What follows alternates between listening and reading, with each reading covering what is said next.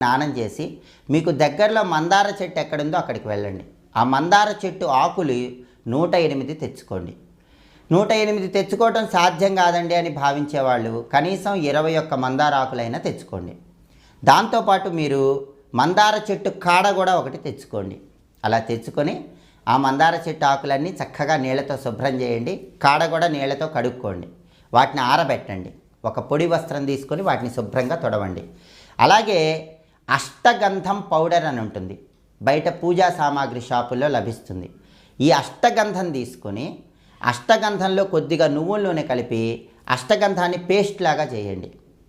మీరు చక్కగా సిద్ధం చేసుకున్న మందార కాడ ఉంటుంది కదా, ఆ కాడని ఈ అష్టగంధం పేస్టులో ముంచి ఆ కాడతో ప్రతి మందార ఆకు మీద ఓం అని రాయండి. మీరు 108 ఆకులు తెచ్చుకుంటే 108 ఆకుల మీద ఓం అని రాయండి. 21 ఆకులు తెచ్చుకుంటే 21 ఆకుల మీద ఓం అని రాయండి.